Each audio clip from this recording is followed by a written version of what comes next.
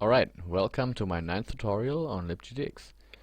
I know it's taken kinda long for the next tutorial to actually come out, but I have to figure out some stuff before we can do that. And we actually we need some kind of transition from this menu things here to the actual game.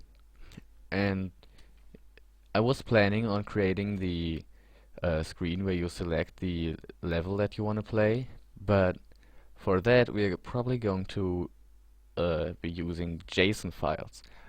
And if you don't know what JSON is yet, it's not a guy, okay? It's a file format that stores objects, pretty useful. This is a good way to learn about it, because we can take out some code out of our main menu, and what we're going to do is we're going to put the text button style into a JSON file, and then going to put the JSON file into our skin, because that's just a way that LibGDX provides us. So at first we don't need the text button style here. Then we don't need the label style here. As well, we don't need the fonts here. Also, we don't need to put them here, and we don't need to dispose them. So let's just fix up our code real quick. The first thing we want to do is put the JSON file into the skin. So there's actually a constructor that takes a file handle to the skin file, which is a JSON file, and then the texture atlas.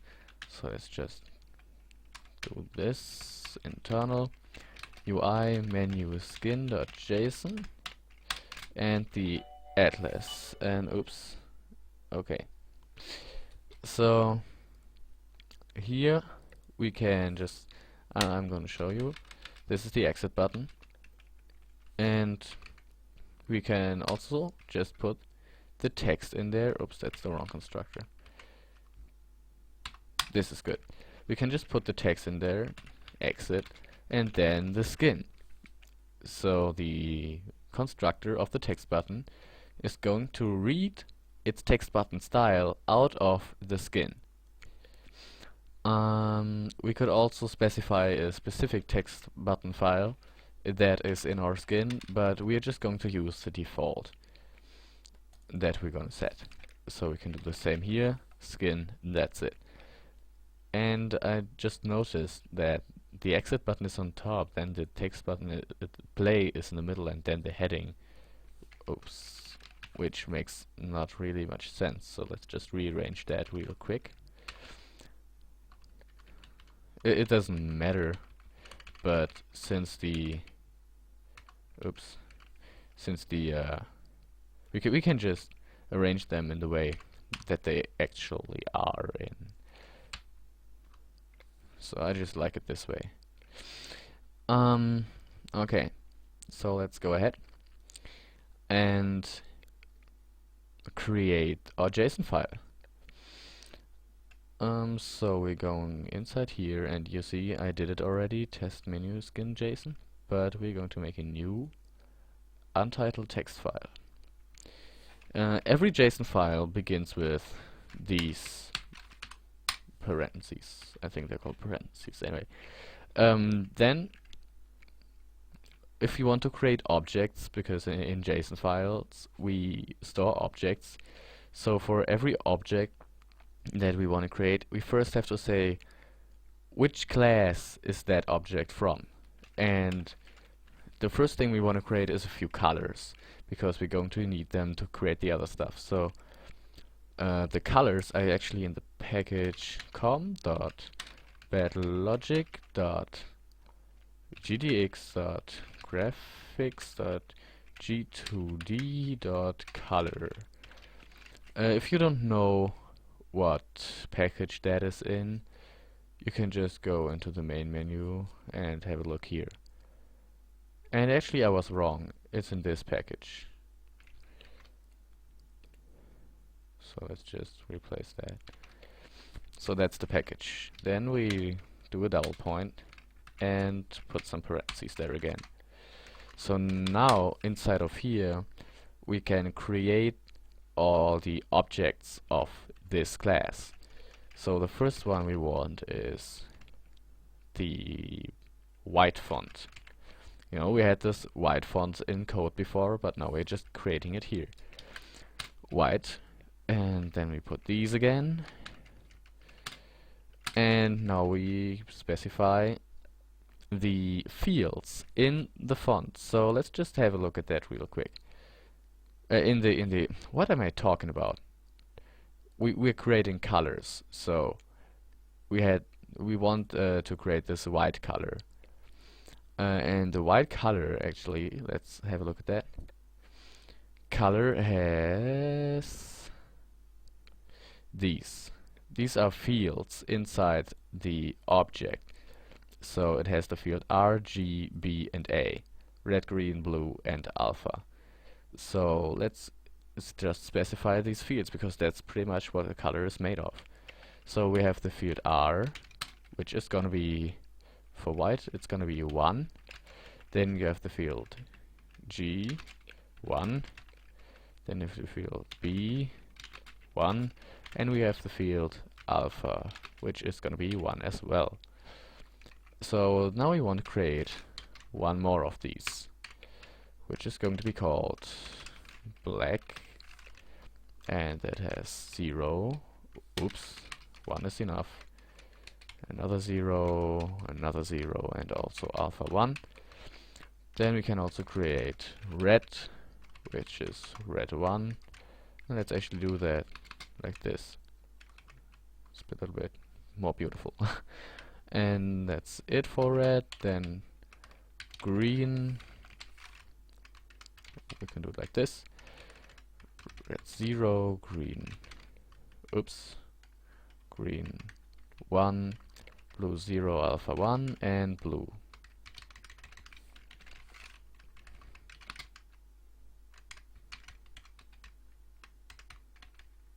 Okay, so that's all the colors we'll need. I think we won't even need all of these. So now put a comma here, and oops. Okay, let's just save that real quick. In Blackpoint2 Android, assets, UI, menu, skin.json. Okay, now we got it here, menu skin, like we just said here.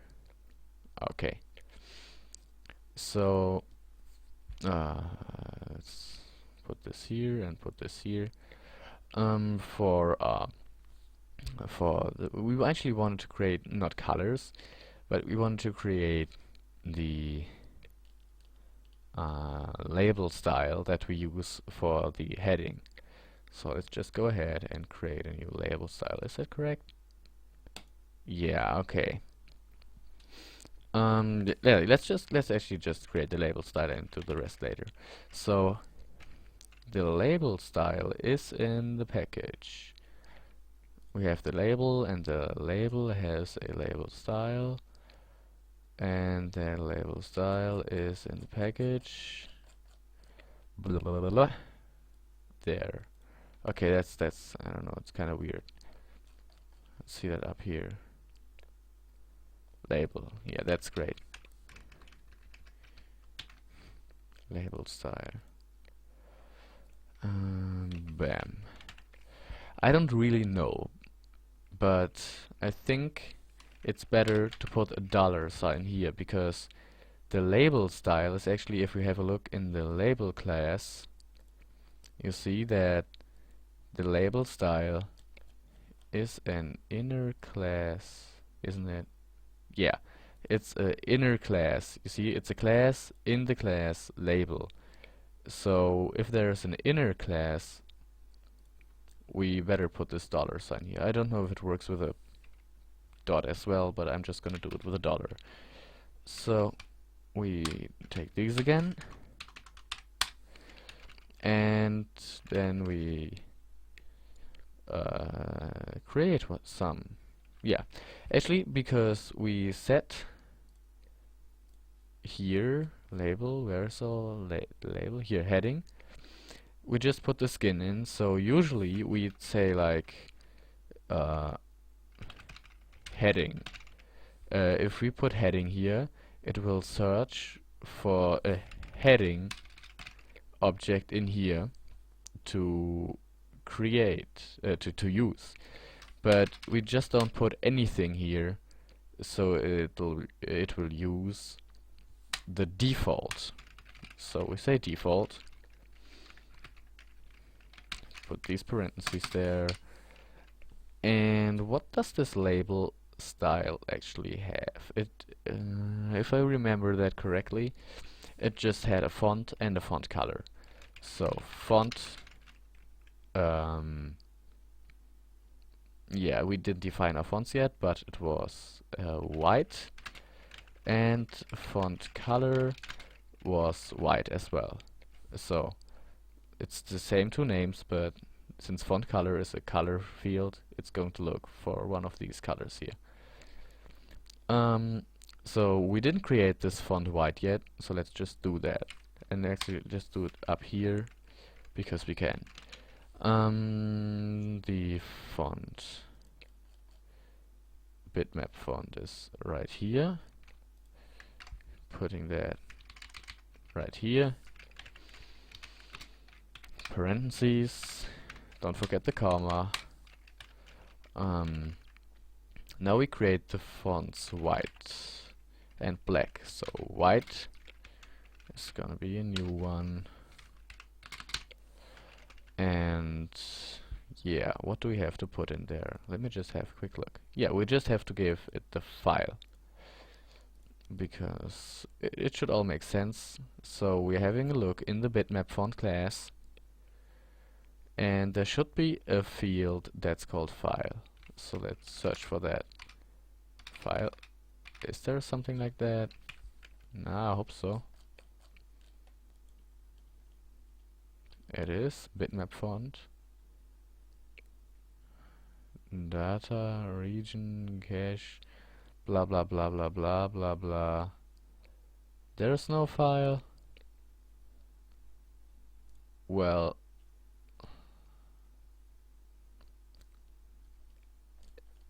anyway, there is a constructor we see that takes the file, and whatever, it just is okay to put the file in. So file, yes, just file, and then we give it a string to the font file, which is in assets font and then the font file.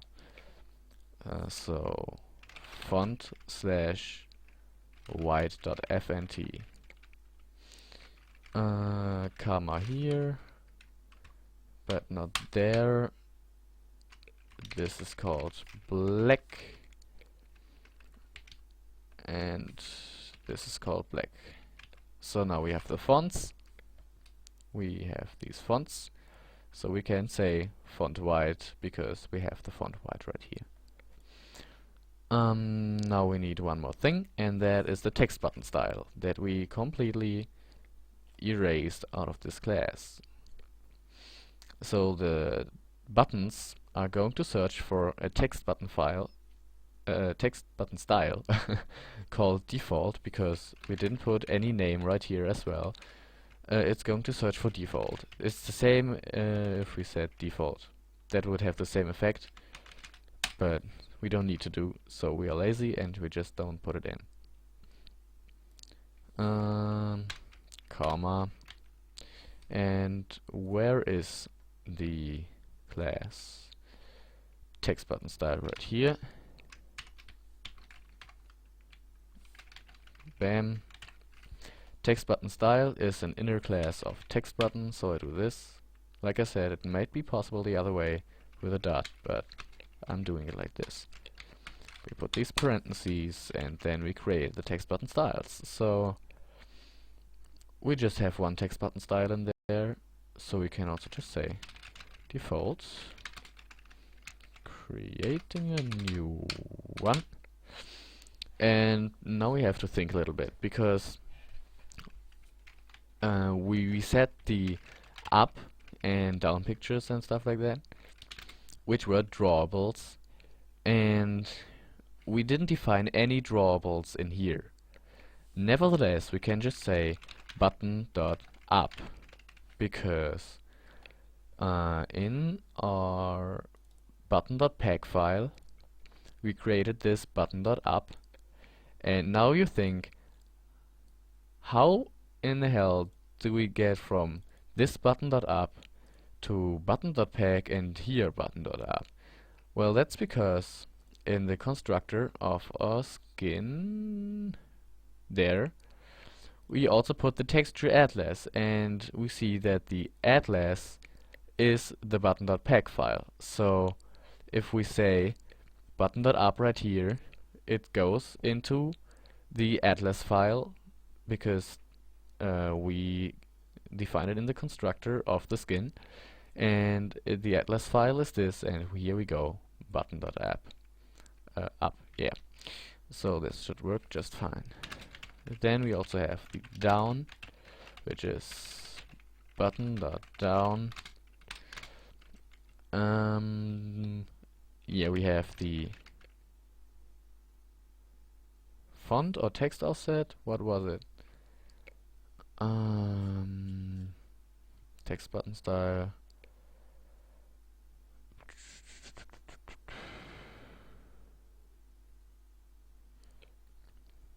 Okay. Extends button style. Hello. Exactly. These were called pressed offset X and pressed offset Y. You remember that we said those before? I hope you do, because that will make sense to you if we just define them here. Pressed offset X, we said that's 1, and pressed offset Y, we said that's -1. Watch out to not do this, because this white space, every white space there is going to be interpreted, or however that's pronounced, as a yeah, it's just separating some stuff. In code we could do that, but here we can't. So it's just like that. I think that's all we need. So now just a quick review. We have defined some colors. These colors were used for the button style, for the label style. Actually, we didn't need all of these. We just needed white, because we just used it here, but we just created all of these others because we can. Then we created the bitmap fonts, where we also just yet we just used the white one here, and then we created a text button style, which links to the button.peg file with these button up and button down.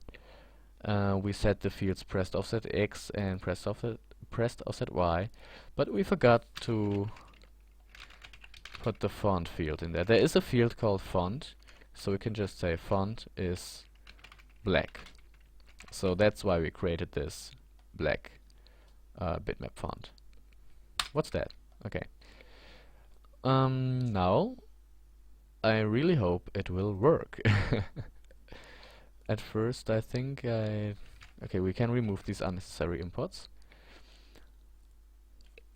and I think I put my, yeah, it's still test main menu, but we just want to be main menu.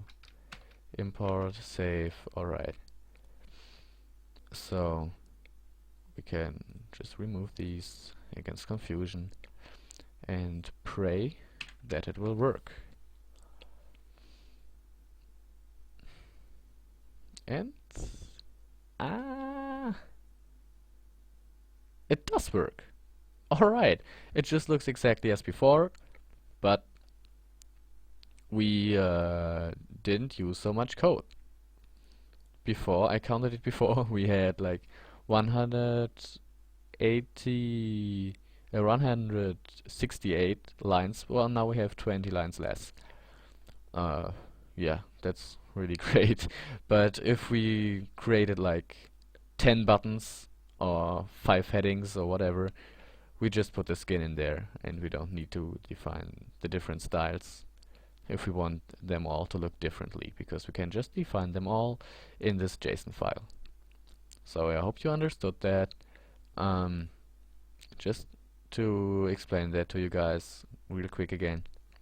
JSON file begins with this, ends with this, then we say the class, then we put some parentheses there again, then we can define the objects of this class up here. For the objects we put some parentheses again, in which we can define the fields. I think it's also possible without these, but I think it's cleaner, and I don't know, we just do it with these. What are they called? I don't know, but whatever. We declare the fields in here and the values.